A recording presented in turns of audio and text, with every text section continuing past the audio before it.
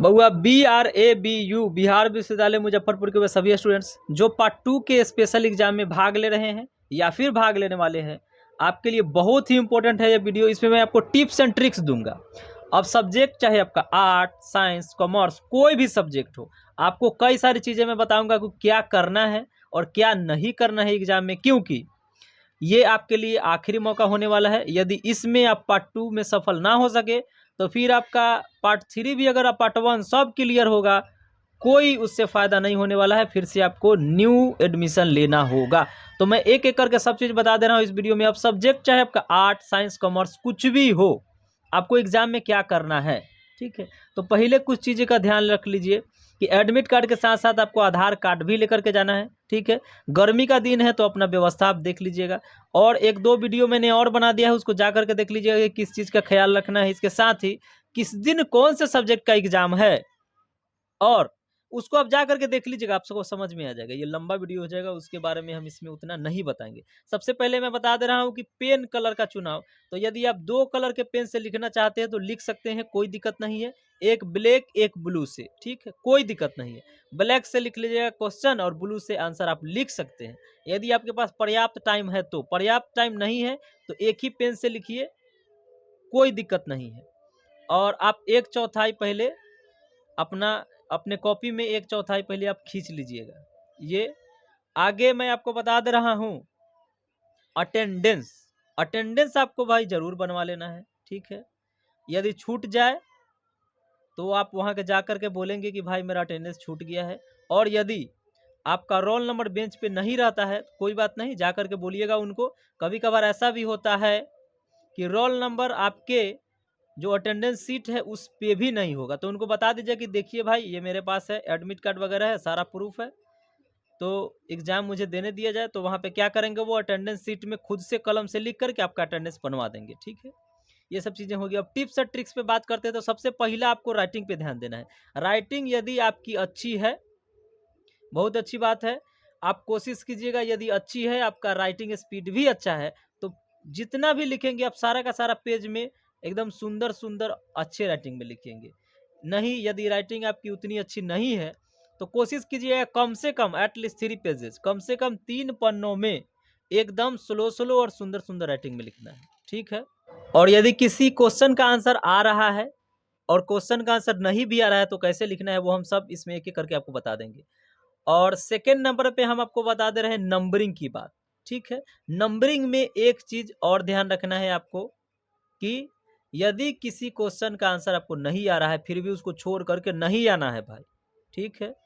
और एक चीज़ है, यदि लिखने में कहीं पे कोई शब्द गलत हो गया है, एक ही लाइन आप 2 बार लिख दिए हैं, या कुछ भी गलत हो गया, आप गलत प्रूफ ही कर दिए हैं, फिजिक्स में या केमिस्ट्री में कोई गलत इक्वेशन लिख दिए, कुछ भी, यदि एक लाइन एक शब्द या ज़्यादा, पूरा आंसर ही आप यदि गलत लिख दिए तो उसको काटिएगा नहीं।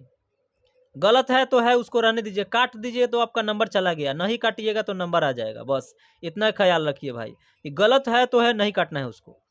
नंबरिंग में मैं आपको बता दे रहा हूँ कि अगर लिखा हुआ है आंसर यानी 5 क्वेश्चंस, यानी कि 5 क्वेश्चन का आंसर देना है। और जैसा कि मैंने आपको बता दिया कि कोशिश करना है कि किसी भी क्वेश्चन का आंसर नहीं छोड़ना है, आपको आए या नहीं आए। नहीं आए तो क्या लिखना है वो मैं आपको बता दूंगा, पहले नंबरिंग समझ लीजिए।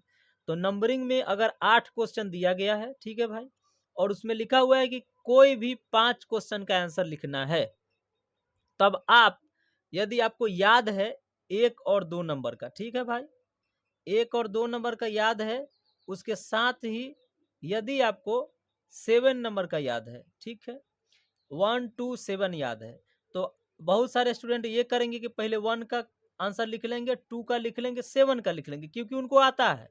और इसके बाद तब या तो 3 नंबर का लिखेंगे, या फिर 4, या फिर 5, या 6, या फिर 8, इसमें से किसी एक नंबर का लिखेंगे। तो देखिए भाई यहाँ पे हो जाएगा गड़बड़। क्या गड़बड़ हो जाएगा? नंबरिंग गड़बड़ हो जाएगा। 1 2 सीरियल नंबर है, लेकिन 7 के बाद 8 आना चाहिए। तो 7 के बाद 8 आए तो आए, अगर एक आप और लिखेंगे तो 7 के बाद उसके पहले का नंबर नहीं आना चाहिए। केवल 7 ही नहीं, कहीं पे भी आपको सीरियल नंबर से लिखना है। पहले 1 का आंसर, फिर 2 3 4 5 6 7 ऐसे करके लिखना है। ऐसा नहीं कि पहले 7 का लिख दिए तब 4 का लिखे तब 5 का लिखे, ऐसा नहीं करना है आपको, ठीक है भाई। और मैंने आपको बता ही दिया, ये नंबरिंग आपको समझ में आ गया कि कहीं पे आपको आंसर आए या नहीं आए, आपको छोड़ करके नहीं आना है। अब क्या करना है वो आप जान लीजिए। कम से कम 2-3 क्वेश्चन का आंसर आप याद कर लीजिएगा बढ़िया से, ठीक है, ज़्यादा नहीं। और यदि नहीं आ रहा है तो क्या करना है, देखना है कि कौन सा क्वेश्चन आसान है। कुछ 1-2 लाइन आपको उसमें से आ रहा है या नहीं आ रहा है। अगर 1-2 लाइन आपको आंसर आ रहा है तो पहले के कुछ लाइन में जो आ रहा है आपको उसी हिसाब से मिला के लिख देना है, ठीक है भाई। उसके बाद किसी दूसरे क्वेश्चन का भी आप आंसर लिख सकते हैं, ठीक है। किसी दूसरे सब्जेक्ट का भी आंसर आप लिख सकते हैं। बस इतना ख्याल रखना है कि आपको खाली छोड़ करके नहीं आना है, क्वेश्चन को छोड़ करके नहीं आना है, ठीक है भाई। ये चीज हो गया। अब नंबरिंग में यदि आपको, नंबरिंग में समझ लीजिए एक और चीज, नंबरिंग में यदि आपको 1 से 8 तक दिया गया है, ठीक है, 1 2 3 4 5 6 7 8 और 5 का लिखना है। और मान लीजिए कि आपको 7 और 8 नंबर का याद है तो 2 ही याद है, और मैंने आपको बताया था कि 5 का लिखना है, तो आप कोशिश करिएगा कि 5 का लिख करके आए, ठीक है भाई। तो आप पहले 7 का 8 का लिखेंगे, क्योंकि 7 8 का याद है, तो ऐसा नहीं करना है आपको। आप कुछ भी मिला करके ही, लेकिन सीरियल नंबर से लिखिएगा। पहले 1 से लेके 6 तक में 3 गो लिख लीजिएगा, उसके बाद 7 8 का लिख दीजिएगा, तो आपका 5 गो ऑटोमेटिक पूर जाएगा। ऐसा नहीं है कि सही आ रहा है जो उसको ही पहले लिखे, अगर सीरियल नंबर से नहीं आ रहा है तो उसको पहले नहीं लिखना है, ठीक है भाई। काटना नहीं है और छोड़ करके नहीं आना है। नंबरिंग कैसे करना है वो मैंने आपको बता दिया। अटेंडेंस आपका नहीं छूटना चाहिए वो मैंने आपको बता दिया। पेन कलर के बारे में बता दिया। अब आप कुछ और चीज़ों का ध्यान रखिएगा। यदि वक्त कम है और क्वेश्चनों की संख्या ज़्यादा है, यानी कि कम समय में आपको ज़्यादा क्वेश्चन का आंसर करना है और किसी को छोड़ना भी नहीं है, तब क्या करेंगे भाई। आप लेट से पहुँचे हो या फिर कोई भी वजह हो, तब क्या करना है आपको कि जैसे मान लीजिए कि कम ही समय है और 3 क्वेश्चन बचा है, तो 3 क्वेश्चन में आप 1 का फुल लिख देंगे, 2 का फुल लिख देंगे, 3 को छोड़ देंगे। तो ऐसा नहीं करना है। 1 2 में से थोड़ा टाइम काट करके 3 को भी आपको लिख देना है, ठीक है।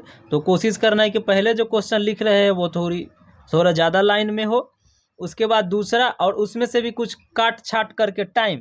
3 क्वेश्चन लिखना है और कम समय है, तो आपको उस दोनों क्वेश्चन को लिखने में भी थोड़ा थोड़ा टाइम काट लेना है और 3 नंबर क्वेश्चन को भी लिख देना है। यानी कि कम ही सही, कम आंसर ही सही, लेकिन सभी क्वेश्चन का आंसर आपको करके आना है।